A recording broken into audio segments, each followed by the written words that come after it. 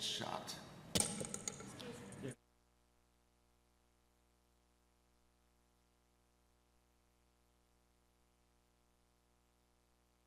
Now it's on. Testing 1, 2. Can you hear me now?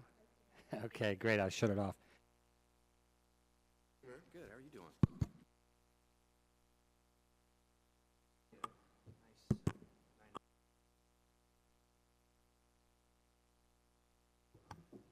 I love those, right?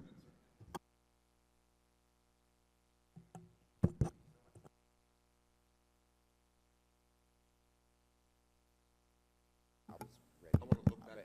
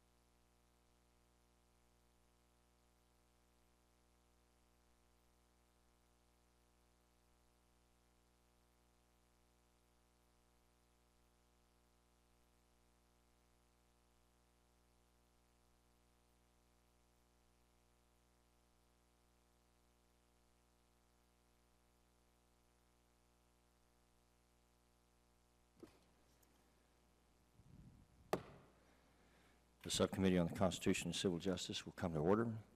Without objection, the chair is authorized to declare recesses of the committee at any time. Thank you all for being here. The first clause of Article 1, Section 7 of the Constitution provides that, quote, all bills for raising revenue shall originate in the House of Representatives. But the Senate may propose or concur with amendments as on other bills. This clause, commonly referred to as the Origination Clause, was designed by the Constitution's framers to bring the power to tax closer to the people by giving control over initiating revenue legislation to their immediate representatives, members of the House of Representatives who are elected every 2 years. The framers viewed the Origination Clause as a critical protection against government abuses and the creation of an aristocracy in America. The power to tax is one of the most fundamental operations of a sovereign and one of the most dangerous to liberty. As Chief Justice John Marshall famously observed, the power to tax involves the power to destroy. Simply put, the Origination Clause, or origination of revenue bills, is not a small matter or a marginal issue. Indeed, the need for a just tax system was the moral justification for our entire war of independence. Its importance was expressed through the Virginia House of Burgesses, the Stamp Act Congress, and the First Continental Congress, all of whom petitioned the Crown and the Parliament in England for redress of their tax grievances. It was with these realities in mind that the Origination Clause of our Constitution was written. The clause was, according to Massachusetts Convention delegate Elbridge Gerry, quote, the cornerstone of the accommodation of the Great Compromise of 1787. Thus, without the Origination Clause at the core of the Great Compromise, the Constitution as we know it today would not have come into being. When the framers wrote the Constitution, they knew it was vital that the power to raise and levy taxes originate in the people's house, whose members are closest to the electorate with 2-year terms, rather than in the Senate, whose members sit unchallenged for 6-year terms. The Senate also does not proportionally represent the American population, and they already enjoy their own and unique and separate Senate powers granted to them in the Constitution. As George Mason observed during the debate in the Constitutional Convention, quote, should the Senate have the power of giving away the people's money, they might soon forget the source from whence they received it. We might soon have an aristocracy, close quote. I've called today's hearing to examine the roots of the Origination Clause, its original meaning and purpose, and to see where the Origination Clause stands today after 225 years after the Great Compromise. I'm concerned that over time the original meaning of the clause has been set aside and the protection the clause affords to American taxpayers have been severely eroded. Instead of a robust check on the power of the federal government over the people, I am troubled that the clause has become a mere formality in practice. A formality that may be dispensed with as easily as the Senate taking any bill that originated in the House and striking the entire text of the bill and replacing it with a, quote, bill for raising revenue. No matter how non-germane the Senate's amendment is to the House original passed measure. A glaring example would be when the Senate struck everything but the bill number in the ACA legislation, which was a completely non-germane bill, and inserted the entire Affordable Care Act, which the Supreme Court later specifically designated as a tax, since it raised 17 different taxes and was in fact the largest tax increase in the history of the Republic. This sort of procedure blatantly ignores the framers' intent, and if allowed to stand, it renders the Origination Clause of our Constitution a dead letter. We await with great concern the Supreme Court's decision as to whether they will allow that to happen as they ponder the review of the case on this topic, Sissel versus HHS. Enforcing the Origination Clause is of critical concern to this House and especially this Constitution Subcommittee. If we as members of the House who took a solemn oath to support and defend the Constitution, including its Origination Clause, fail to defend this right and responsibility as the immediate representatives of the people and those most accountable to them, we dishonor and fundamentally abrogate our sworn oath to support and defend the Constitution of the United States from all enemies, foreign and domestic. I thank the witnesses for their testimony and yield to the ranking member, Mr. Cohen, for his opening statement. Thank you, Mr. Chair. Last night was a great opportunity to hear the President's last State of the Union speech. Unfortunately, it'll be his last, but it was probably his greatest, inspiring us into what we as Americans should be doing to move our country forward, inspire our citizens, and protect them against fears being generated and concerns. And he reiterated the importance of the Affordable Care Act and how much good it's done and how well received it's been. But once again in this committee, I have to play the Bill Murray role. It's Groundhog's Day early. This hearing on the original meaning of the Origination Clause is a repeat of a hearing we had 2 years ago, almost 2 years ago. And we have the same majority witnesses before us, so they're getting their act down. That's good. They got a second act. But even though they have a second act, in court, they're 0 for 3. And in the NBA, you'd be sent down to the developmental league. But no, you're still here in the major leagues, even though you're 0 for 3. It appears no federal judge has so far considered the merits of this latest attack on the Patient Protection and Affordable Care Act. The Origination Clause, attorneys can argue about anything and everything. I'm an attorney, and you can hire me for either side, and I can charge. It's a great deal. But the reality is the Origination Clause ensures that the House, important people's House, has the first say when it comes to bills raising revenue. And it's the chamber most closest to the people. But at the same time, it's not the same. It's the same chamber that it was when the Origination Clause was drafted. Because at that time, of course, the Senate was made up of folks that could get the votes of the state legislatures, and they were the state's guys, and they got picked by, sometimes it was the governor, sometimes it might have been the Speaker of the House, but basically they weren't elected by the people, and they were chosen by the General Assembly. Now they're elected. So it's a kind of a different game. We have an evolving Constitution, and we change, and we don't go back to what somebody in 70 necessarily said, because things change. But the Constitution reflects political compromises made by the framers to ensure competing interests of various states and regions were addressed, even though they changed when we elected the Senate. Foremost among these was the compromise of Congress itself, and it gave the House a little more emphasis because it was the people's house, and the senators were the boss's house, so to speak. The Origination Clause reflects that balance, and it gave the House exclusive authority to originate bills for raising revenue, quote unquote. That clause gave the Senate broad leeway to, quote, propose or concur with amendments as on other bills. That balance has worked for 2 centuries, and the House prerogative to originate all bills relating to revenue is established and respected. At the same time, the Senate's authority to amend is established and respected. The majority witnesses, however, believe the Origination Clause is in peril. And particularly, they allege that Congress did an end run around the Origination Clause when it passed the Affordable Care Act, and in particular, its individual mandate and the related shared responsibility payment. As will be made more evident during our discussion today, neither the facts nor the law support that assertion. Sometimes you argue the facts, sometimes you argue the law. Now you've just got to argue politics. While the Affordable Care Act is arguably not even a bill for raising revenue within the Origination Clause's meaning, even if the clause applied to the Act, it's clear the Act met the clause's requirements. The vehicle for enacting what ultimately became the Affordable Care Act was a tax bill that originated in the House, which the Senate then amended by substituting language of the Affordable Care Act. In so doing, the Senate clearly acted within its authority under the Origination Clause to propose or concur with amendments to a House revenue bill, as on other bills. I question the need for today's hearing when lower courts have already spoken and when the Supreme Court may be about to speak on this issue. This hearing serves little purpose other than once again attack the Affordable Care Act, which the majority party has tried to repeal on 62 occasions and constantly failed. And I do enjoy the little engine that could, but that's kind of what we're experiencing here in Congress. The ACA has allowed almost 18 million Americans to get health insurance, including more than 236,000 Tennesseans who've received health insurance through ACA changes, establishing the lowest rate of uninsured in 50 years. It ended discrimination by insurers against those with pre-existing conditions, including women, allowed young adults under 26 to remain covered by their parents' insurance, benefiting 2.3 million Americans, encouraged better and more efficient delivery of quality health care, and ensure that most premium dollars are spent on health care, not profits.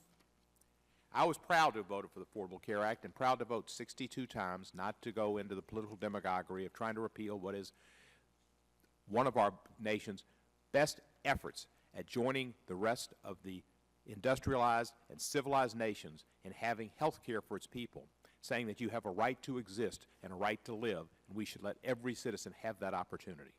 President Obama's signature achievement is one I'm proud to have voted for and will strongly defend against all attacks, including those today, in a committee which I wish we were hearing voting rights. I wish we were hearing civil rights. I wish we were hearing opportunities to extend rights to people rather than taking health care away from them. I yield back the balance of my time. And I thank the gentleman, and I now yield to the chairman of the committee, Mr. Goodlatte from Virginia. Thank you, Mr. Chairman. I appreciate your holding this hearing. You know, listening to the remarks of the gentleman from Tennessee, I've been reading the 17th Amendment to the United States Constitution, in fact, rereading the 17th Amendment to the United States Constitution, which provided for the direct election of United States senators, and I can't see anything in this amendment whatsoever that says that the interpretation of the Origination Clause, which is provided for with direct, clear language in the United States Constitution, is in any way changed by the 17th Amendment. So our Constitution doesn't evolve. It gets amended by specific black letter language, and that language doesn't provide for any such change. And I would hope that regardless of what position people take on the substantive issues that come before the Congress, including health care and the Affordable Care Act, that people would not attempt to change the meaning of the Constitution in order to accomplish their current policy goals. The ends should not justify the means of surrendering power from the House to the United States Senate. This document has not evolved that power from the House to the Senate, and this committee and this Congress, this House of Representatives, should do everything in its power to make sure that it does not evolve away from the people's House, so that in the future, when we address issues that are important to members of the House representing their constituents on either side of the aisle, that we do not find ourselves saying, well, it's okay now, let things start off in the United States Senate instead of in the House, even though the Constitution clearly provides for that. The Origination Clause was the result of a contentious dispute at the Constitutional Convention between big states and small states over the structure and powers of the federal government. The less populated small states feared that the Senate, where each state would have equal representation, still does, would have little control over raising revenue. Indeed, all versions of the Origination Clause that prohibited the Senate from amending revenue-raising bills were vigorously opposed by small state delegates. On the other hand, the framers understood the importance of keeping the power to tax close to the people. This dispute was ultimately resolved by providing the Senate with the power to propose or concur with amendments as on other bills. Unfortunately, the exact scope of the Senate's power to amend House bills under this clause remains ambiguous today. I hope this committee's hearing will help clarify the extent of the Senate's authority to propose or concur with amendments on revenue bills, in addition to examining the original meaning of the term bills for raising revenue. Nevertheless, it's clear that members of the House of Representatives have a duty to safeguard its constitutional prerogative in order to protect individual liberty from the dangers of concentrated power. And that duty is distinct from the Senate. In Federalist 58, Madison stated, "The House of Representatives cannot only refuse, but they alone can propose the supplies requisite for the support of government. They, in a word, hold the purse, that powerful instrument by which we behold, in the history of the British Constitution, an infant and humble representation of the people, gradually enlarging the sphere of its activity and importance, and finally reducing, as far as it seems to have wished, all the overgrown prerogatives of the other branches of the government. This power over the purse may, in fact, be regarded as the most complete and effectual weapon with which any constitution can arm the immediate representatives of the people for obtaining a redress of every grievance and for carrying into effect every just and salutary measure." It's clear from Madison that the Origination Clause was designed to be one of the many important constitutional tools that the House uses against the overgrown prerogatives of other branches of government or even the Senate. Therefore, it is important that we do not disregard this duty, and I thank our witnesses for coming, and I look forward to their testimony. I yield back. Thank you, Mr. Chairman. And I thank the chairman. Mr. Chair, Mr. Conyers won't be here today. I'd like to introduce his remarks for the record. Thank you. Without objection. Thank you. And without objection, other members' opening statements will be made part of the record as well. So now I will introduce our witnesses. Our first witness is Todd Gaziano. Mr. Gaziano is Executive Director of the D.C. Center and Senior Fellow in Constitutional Law at the Pacific Legal Foundation. Prior to joining Pacific Legal Foundation, he served in the Justice Department's Office of Legal Counsel, was Chief Subcommittee Counsel in the U.S. House of Representatives, and was the founding director of Heritage Foundation's Center for Legal and Judicial Studies. From early 2008 to December 2013, he served as an appointee of the House of Representatives on the U.S. Commission on Civil Rights. Our second witness is Elizabeth Wydra. Ms. Wydra is Chief Counsel of the Constitutional Accountability Center. She frequently participates in Supreme Court litigation and has argued several important cases in the federal courts of appeals. She was previously a supervising attorney and teaching fellow at the Georgetown University Law Center Appellate Litigation Clinic. After graduating from law school, she clerked for Judge James R. Browning of the U.S. Court of Appeals for the Ninth Circuit. Our final witness is Paul Kamenar.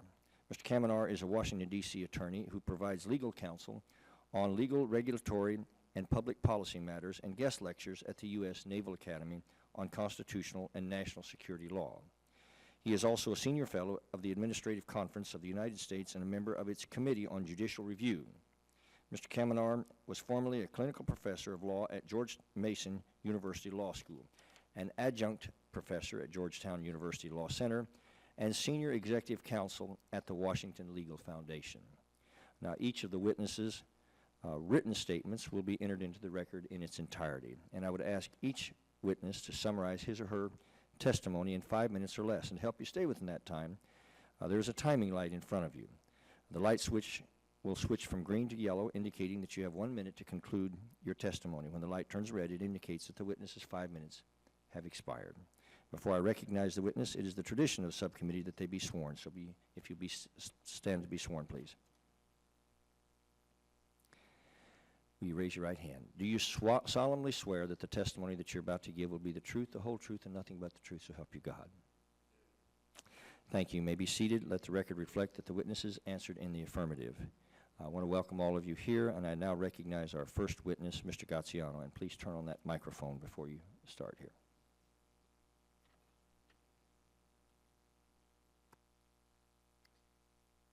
Chairman Franks, Chairman Goodlatte, and other distinguished members of the subcommittee, thank you for inviting me to testify again on this topic. I'm proud to be part of the Pacific Legal Foundation, which is representing Matt Sissel in his constitutional challenge to Obamacare. This hearing and the Sissel case focus on the framers' most important protection, most important check on Congress's power to tax, which some today regard as an annoyance to be circumvented with clever tricks. There was similar disdain for the constitutional rules for legislation in the 1970s that led to over 160 one-house and committee veto bills. Luckily, the Supreme Court understood that the legislative rules that were set forth in the Constitution protected individual rights and not just congressional prerogatives. The Supreme Court in INS v. Chadha held that such finely wrought and exhaustively considered procedures for legislation could not be modified by modern designs and modern practices. The court stressed that certain prescribed steps were still necessary to, quote, provide enduring checks on each branch and to protect the people from the improvident exercise of power. The court then struck down all those 160 laws or provisions thereof to protect our individual liberty. Well, I'm delighted to be here today to testify on a similar protection of our individual liberty, and to do so with Paul Kamenar, who I've worked with before, and with Elizabeth Wydra, who I believe has written about the best opposing view of anyone I've ever written. But as gifted as a scholar as she is, even she can't defend the indefensible. My friend does seem to concede in a written testimony that the D.C. Circuit's newly minted primary purpose test is invalid. The 4-judge dissent in the D.C. Circuit warned that this new test would allow the Senate to originate taxes by simply characterizing them as having weightier non-revenue purposes. For example, the Senate could enact and originate a gas tax in a bill that promotes the environment. The founding generation did not think they had erected an optional limitation so easily defeated with the right incantation. Now, turning to the text of the Origination Clause itself for its original meaning, it fails to satisfy the clause for two independent reasons. First, the Service Members Homeownership Tax Act was not a bill for raising revenue within the meaning of the clause because it only cut taxes. Other provisions which increased penalties and accelerated filing fees to make it budget neutral were not taxes within the meaning. I'm glad to elaborate on that, but the result of that is that the Senate could not amend that bill at all with any additional taxes. Second, and I think goes more to Chairman Goodlatte's question, even if the House bill was a bill for raising revenue within the clause, the Senate health care bill was not a germane amendment and thus not constitutional. In Flint v. Stonehill, the Supreme Court said that a Senate amendment must be germane to the revenue bill that originated in the House. It is irrelevant whether the Senate's practice allows any amendments on non-revenue bills. There was a germaneness requirement in the Articles of Confederation Congress, and that helped form the original understanding of the limited Senate's role to amend a House revenue bill. Second, the Senate's hotly disputed practice with regard to revenue bills in the late 19th century is almost completely worthless in determining the original public meaning of the clause. And it's especially ironic to rely on the Senate's views. It's like deferring to the foxes for the rules for raiding the hen house. And finally, the Supreme Court's germaneness requirements, which have been followed by numerous courts, is absolutely required to properly give the Origination Clause any meaning whatsoever. If the Senate merely had to wait for a House revenue bill of some type and then could substitute a completely different omnibus tax code, which could happen several times a year, that would render the clause empty. Interpretations of clauses that render them meaningless are an insult to the framing generation and any rational basis of law. I want to, since my time is limited, skip to one interpretation that Madison supposedly was quoted as saying that the Senate under the Origination Clause could gut and substitute a bill. That's kind of a minority view. It's very contrary to George Mason, most of the other framers, and especially Story's interpretation that said that the Senate's amendment power would only be limited to a single line of text or a trifle to fix error. But even if Madison was right, that doesn't save Obamacare, because it might be constitutional in some cases to have a complete substitute language, but the bill still has to be, the Senate amendment still has to be germane to the House bill. And Madison didn't say otherwise, and no framer said otherwise. If they had said otherwise, the Constitution would not have been ratified. There is simply no argument that the Senate's health care bill,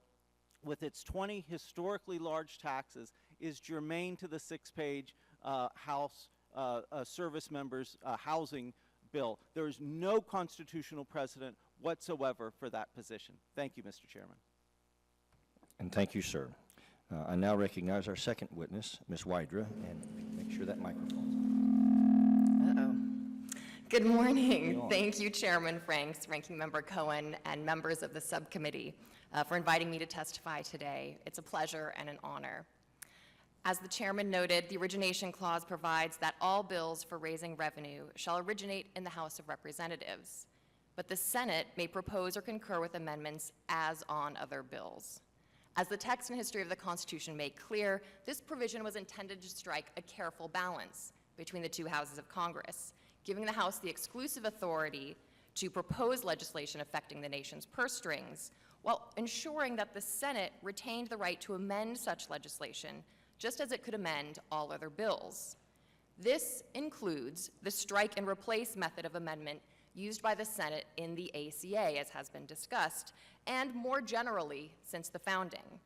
As Thomas Jefferson explained in his Manual of Parliamentary Procedure, he wrote for the Senate in 1801, quote, amendments may be made so as to totally alter the nature of the proposition. A new bill may be engrafted by way of amendment on the words be it enacted, end quote. Does the existence of this strike and replace amendment method of Senate amendment contemplated in the second half of the origination clause mean that the power given to the House in the first half of the origination clause to originate revenue bills has no meaning? Absolutely not. But don't take my word for it, even though I appreciate Mr. Graziano's kind words. Let's listen to James Madison.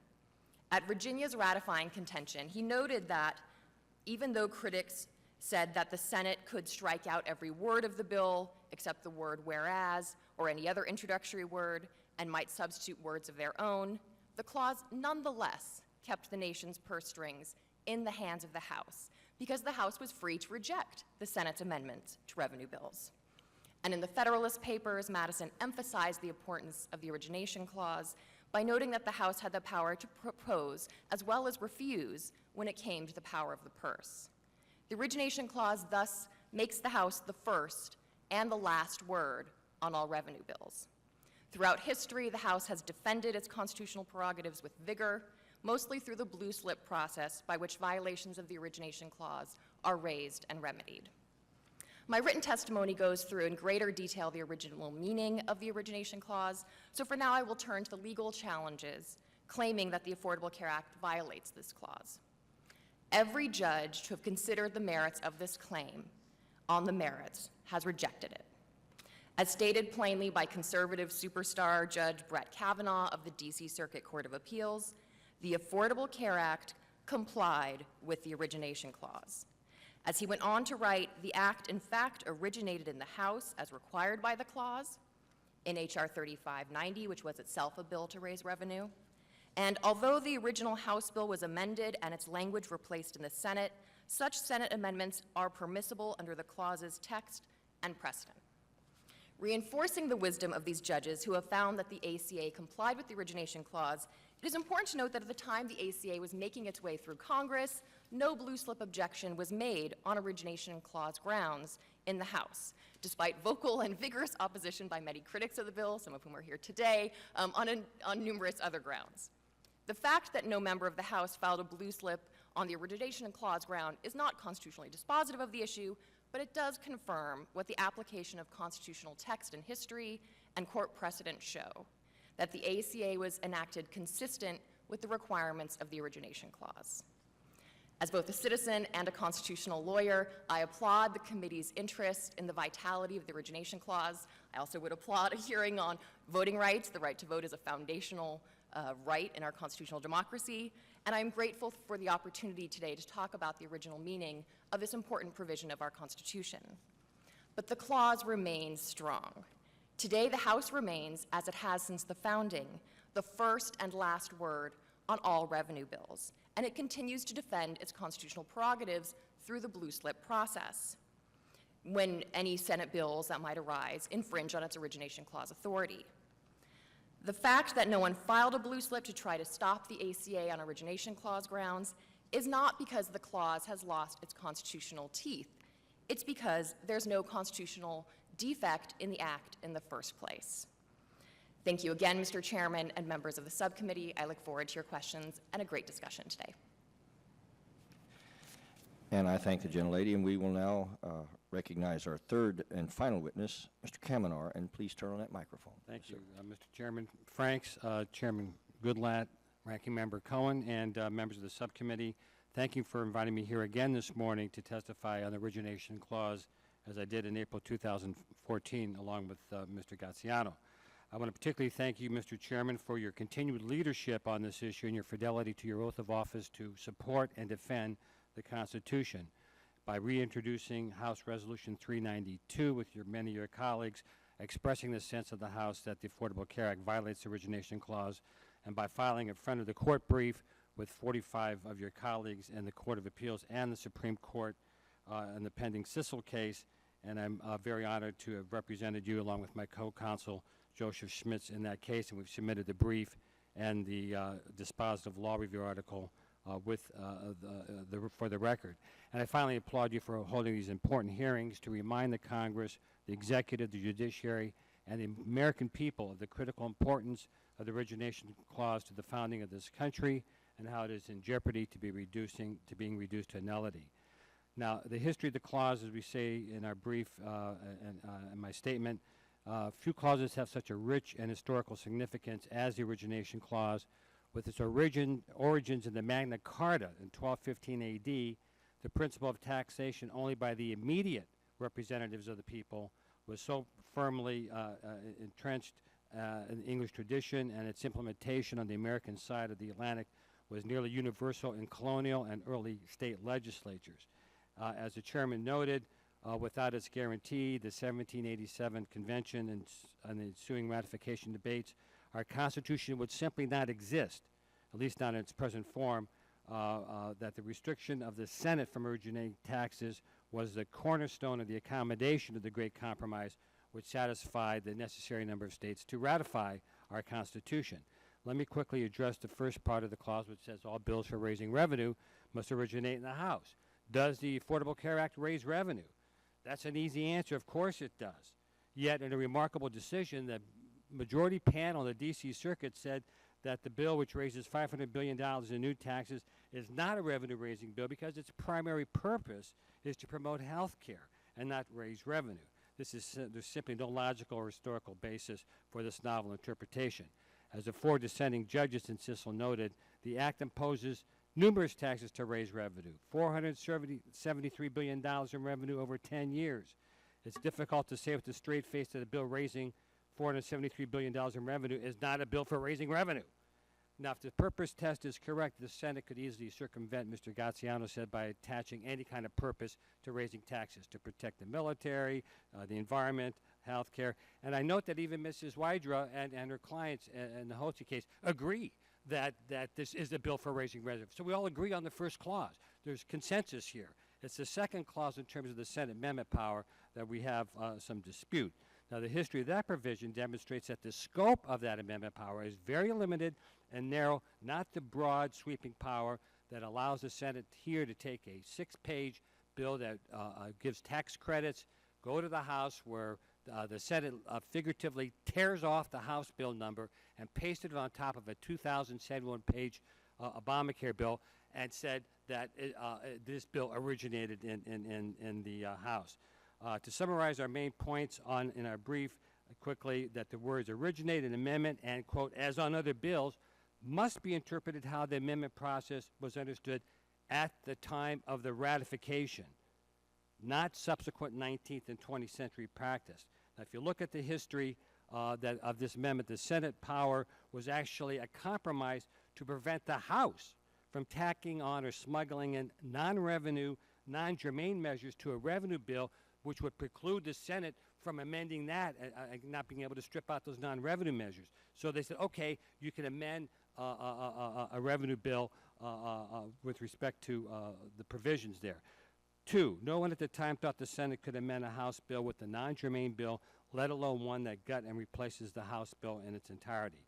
3, indeed, the unicameral Continental Congress in 1781 made such amendments not in order. Quote, no new motion or proposition shall be admitted under color of amendment as a substitute for a proposition under debate until it is postponed or disagreed to. Note the phrase, under color of amendment. And what's happened here is that under a color of amendment, the Senate, in this case, actually originated the revenue-raising bills. Finally, James Madison, was Mr. Wright mentioned, the father of a Constitution, called the Senate's power, quote, a paltry right of the Senate to propose alterations to money bills.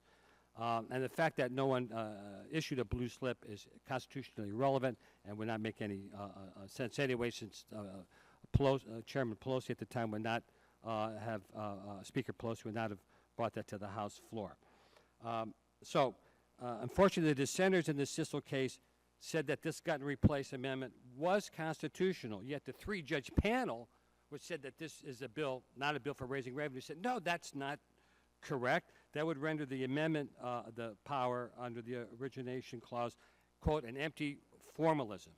Now, in conclusion, I'd like to quote Justice Thurgood Marshall, citing Federalist 58.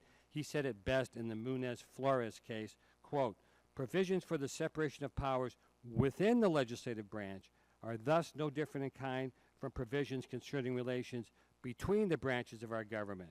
Both sets of provisions safeguard liberty. And if the Supreme Court on Friday does not review and later reverse the lower court in Cicero the original meaning of the cornerstone of the Great Compromise that allowed the Constitution to be ratified, Woody Road, and unfortunately turned the Great Compromise into a great hoax. Thank you.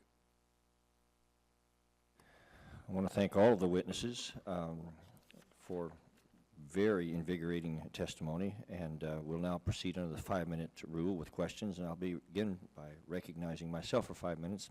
I think one of the real issues before us today is the meaning of the Origination Clause, and not to be the bloomin' obvious award here, but indeed, if Ms. Widener is correct that any misapplication could be corrected by a follow-up vote by the House when the legislation returns, that's true of a Senate bill that originated in the Senate in the first place.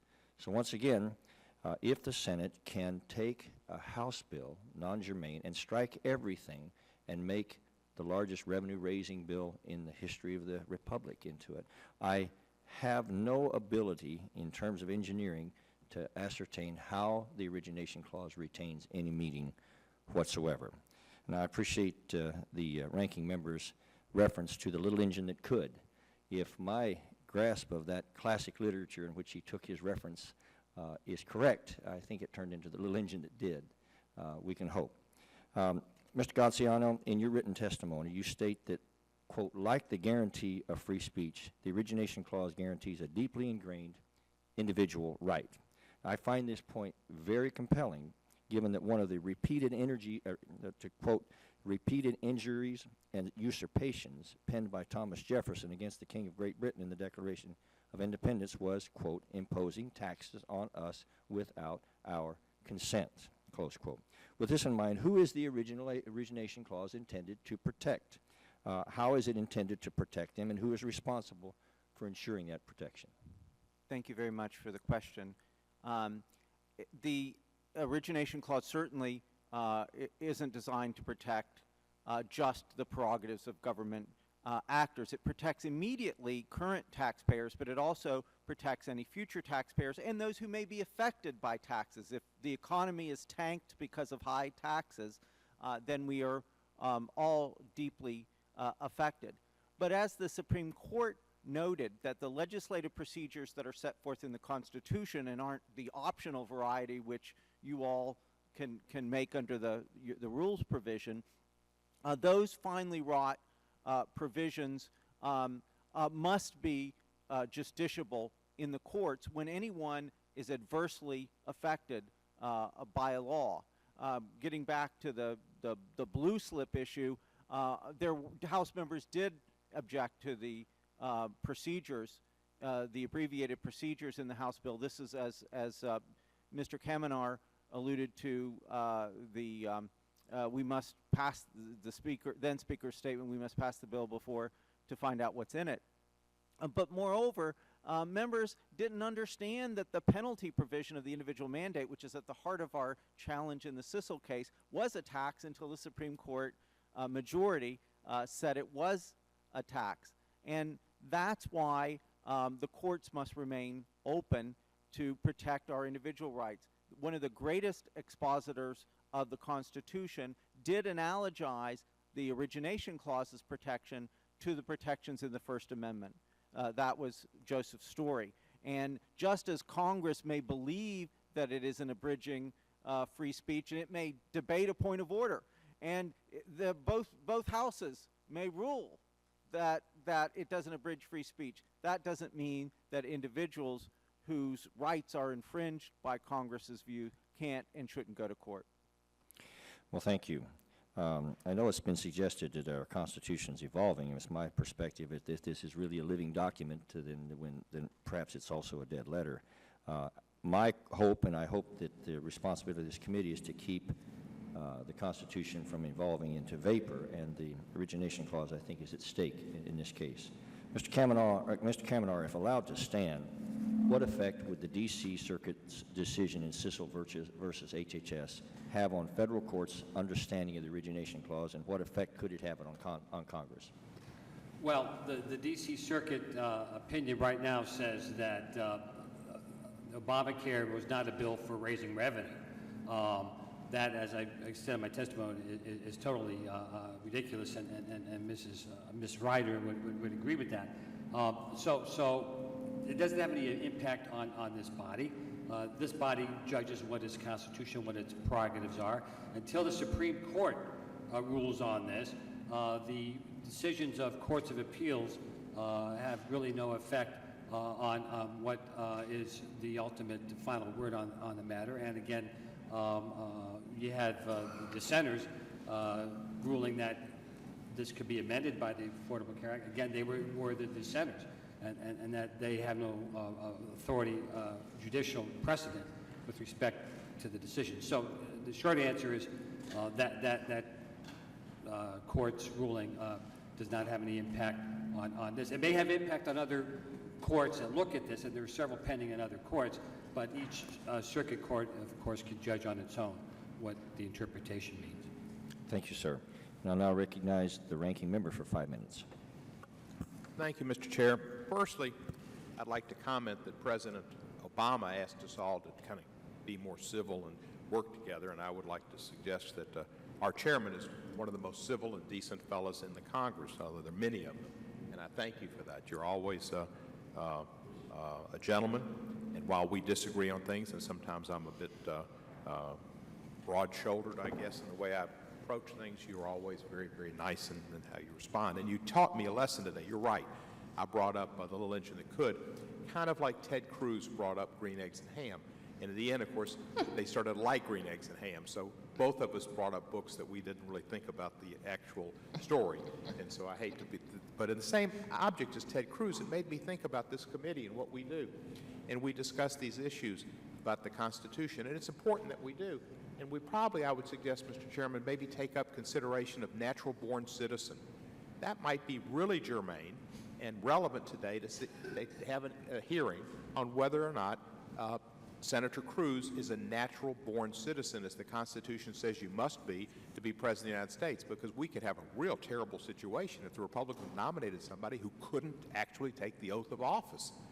And I would submit that for your consideration. I think that's certainly a hearing that would be relevant, timely, and appropriate, because his mother was he was born in Canada, and I understand his mother even voted in Canada.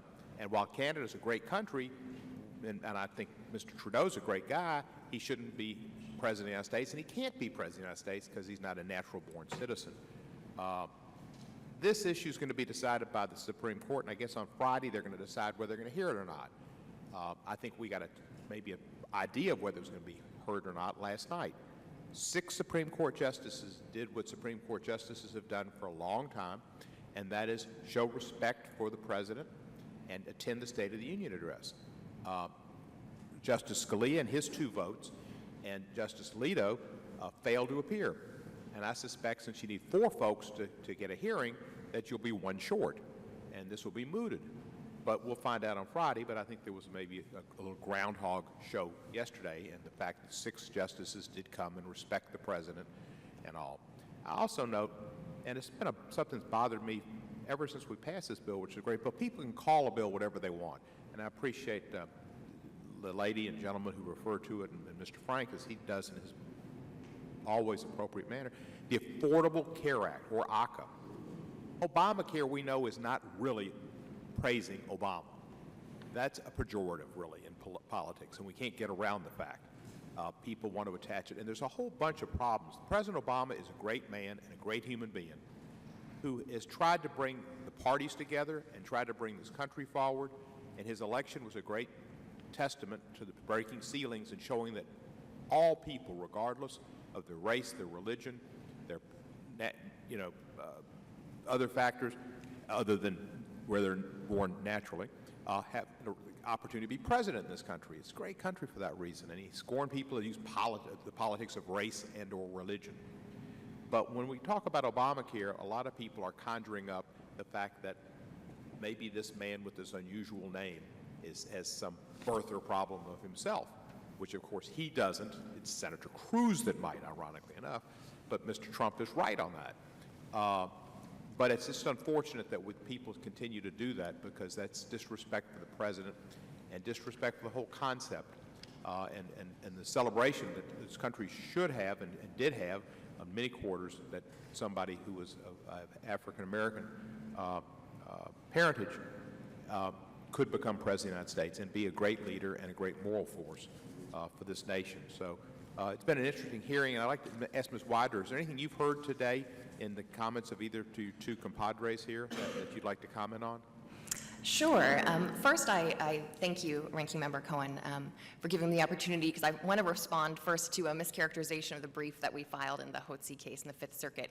That brief actually did not take a position on whether the ACA is a bill for raising revenue. We said, however, the court decided that issue basically did not matter, because it was unquestionably clear that the Affordable Care Act did comply with the requirements of the Origination Clause. And in fact, while there have been some disputes among the judges who've heard the merits of this case about how those claims lose, there is universal agreement among the judges who have heard these cases, both conservative and liberal judges, that the case is a loser. And so I think that, you know, the Supreme Court, as you mentioned, will be considering in conference this Friday. Generally, they don't take up cases for review if there isn't, this is just a general rule, if there isn't a circuit split. There's no circuit split on this particular issue.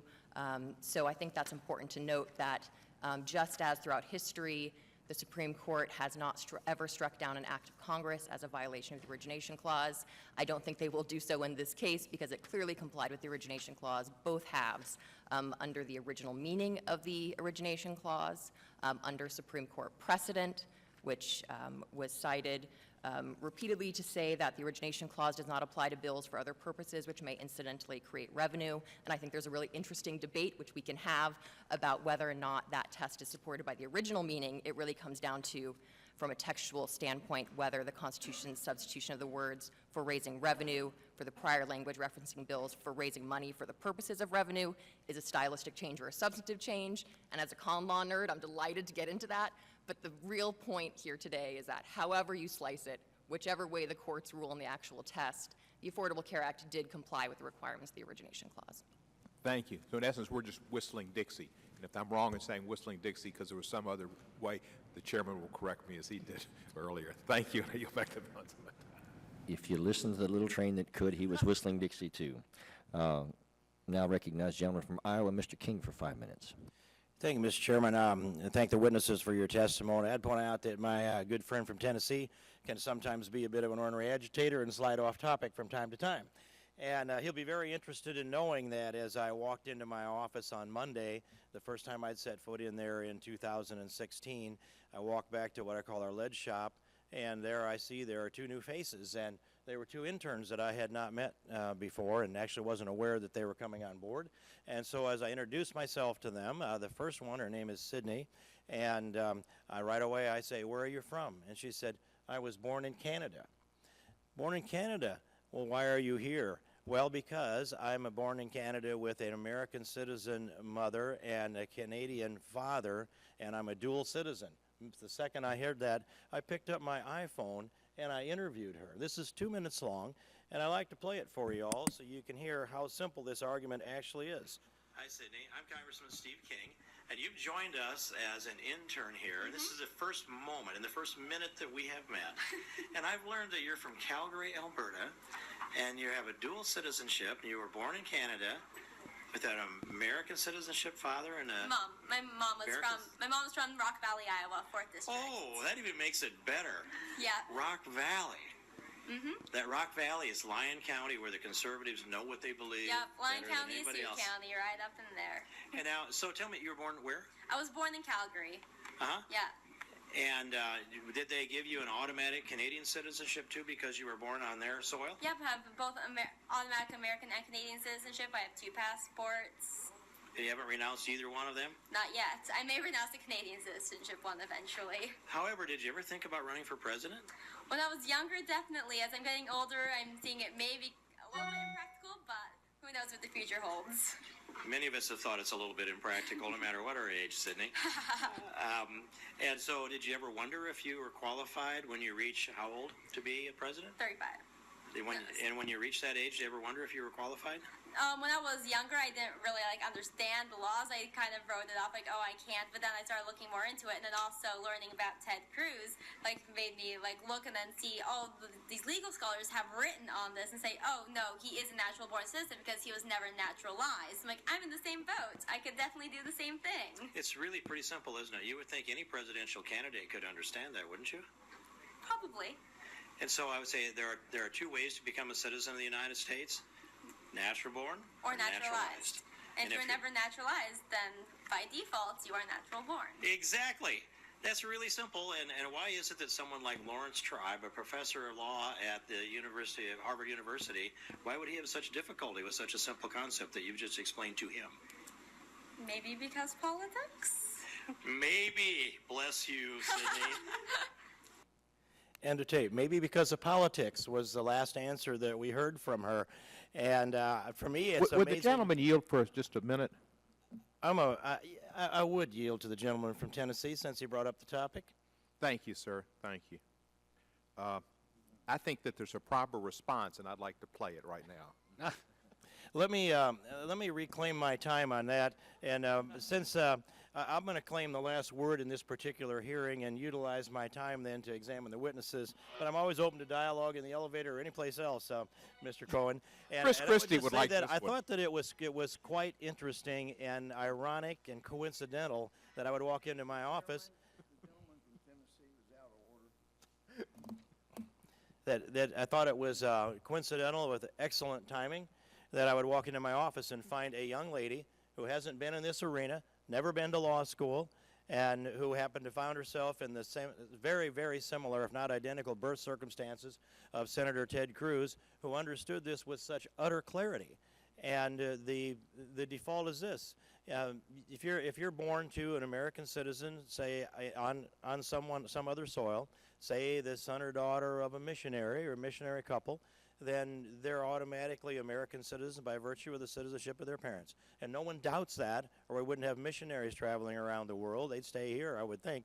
And she understood it with such clarity. She said, if you're not a naturalized citizen, then you are a natural-born citizen by default. And that's what the 1790 statute says. That's what all the scholarship says, with except the people that I suspect had that politics in the way of their rationale. So I'd like to pose a quick question to each of the panelists, if I could, and it's going to be a general one. This: I'm troubled. It looks to me like I'm seeing Supreme Court decisions, circuit court decisions, that are calculating the policy instead of the text of the Constitution. And it looks to me like the text of the Constitution with the Origination Clause, if the courts do not honor the text of the Constitution and the original understanding, they realize that it blows the whole ACA up, and we have to start all over. I'd be very happy with that.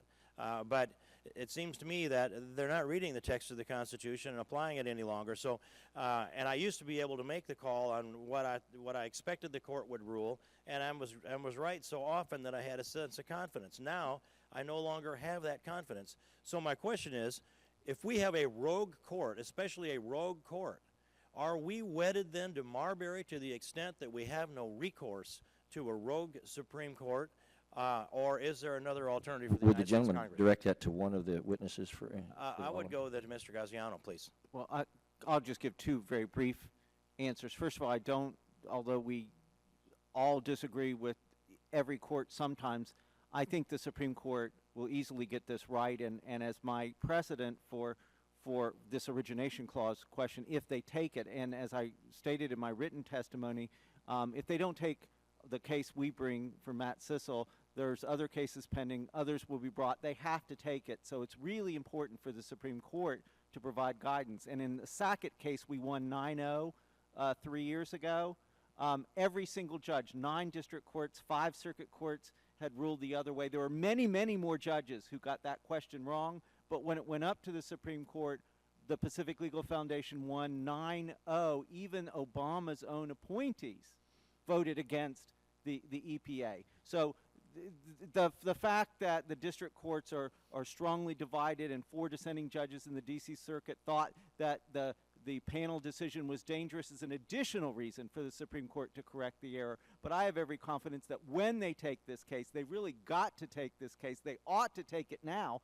They will do the right thing. Secondly, if you don't mind, 3 other times in my testimony, I stressed, as I did the last time, the importance of you all having this hearing and getting it right, regardless of whether the court gets it right and regardless of when they get it right. So if the Supreme Court doesn't take this, it's absolutely important that the House enforce the original meaning of the Origination Clause, because you have a responsibility to interpret and apply the original meaning of the Constitution, and you can do so. And guess what? You get punished by the voters when you don't, as Chairman Frank's amicus brief in the D.C. Circuit so ably pointed out, and that you joined.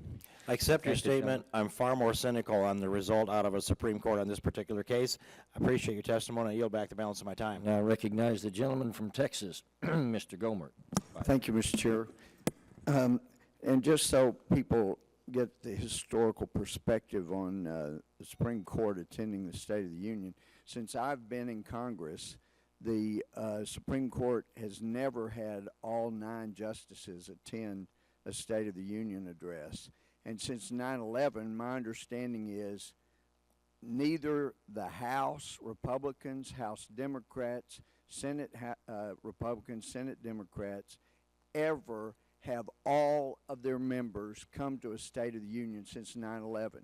And it goes back to concern about what happened in Clancy's book back in the early 90s, where someone crashed a plane into the Capitol, took out everybody, because everybody, including the Supreme Court, were all there.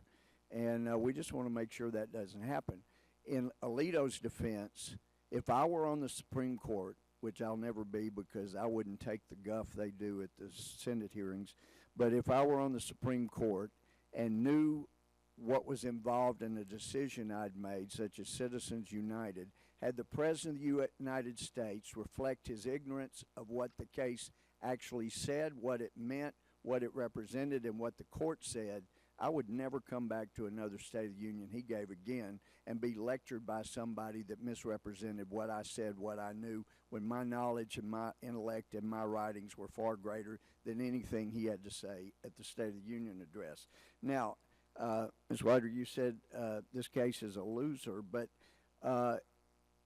has there ever, Mr. Kavanaugh, has there ever been a Supreme Court case that's been taken up that dealt as directly as the cases we're considering here on the issue of the Origination Clause? Thank you, Mr. Gomert. No, the Supreme Court has never ruled on a case where the Senate took a House bill, gut and replaced the entire thing, and added revenue-raising measures. And I just want to correct the record here with Ms. Wydra. I'm quoting from her brief that she filed, quote, "The Origination Clause in its final form provided for an expansive category of bills that would need to originate in the House. That is, all bills for raising revenue, even those that did not have as their purpose the raising of revenue." The D.C. Circuit said that the ACA had its purpose for improving health care. So she obviously disagrees with that. You read her beginning of her first 4 or 5 pages of opinion. She can't say she agrees with the majority of the D.C. Circuit. So I'm quoting her brief there. So, but to get to your point, no. That's about the original meaning of the Origination Clause. That wasn't about the D.C. Circuit's opinion in particular. That's all I'm saying. What do you think of the D.C. Circuit? Do you think the D.C. Circuit that this was that? Well, if we could keep the format where I get to ask questions, thank you. Well, let me ask Mr. Gaziano, if the Supreme Court does not take this case or takes it and rules, in fact, that either this was not a case that raised revenue, when clearly it does, or they rule that it did originate in the House, can there ever again be any meaning applied to the Origination Clause without which we would have no Constitution like this today? There would probably be no effective meaning to the origination clause in the court, but that would increase the importance of this body doing the right thing. As I mentioned in my written testimony, until the Supreme Court changed its opinion and correctly interpreted the Constitution, which of course has also happened throughout our history when the Supreme Court gets something wrong. But it would be even more important for this body to establish firewalls and apply the original meaning. I would submit that if you believe the Supreme Court was wrong and you have the independent power to interpret and apply the Constitution, you could not follow the Supreme Court's opinion. You would have to vote to stop a Senate bill that violated the origination clause. You would also suffer political damage with the voters if you didn't. But I would submit it would be your constitutional duty. Having been here in Congress now for 11 years, I can tell you that if the Supreme Court rules that the Constitution says or doesn't say something, that often is enough to be a winning argument among members of Congress who don't pay as much attention to the Constitution, but seem to think, well, if the Supreme Court says it, then it must be the law, when in fact, as we know, they get things wrong and have to be corrected later by another court. But thank you, Chairman, for the time. And I thank the gentleman. I thank all of the witnesses. I almost wish this hearing wouldn't end, but not that bad. So this indeed concludes today's hearing, and without objection, all members will have 5 legislative days to submit additional written questions for the witnesses or additional materials for the record. And again, I thank the witnesses and the members and even the audience, and this hearing is adjourned. Thank you.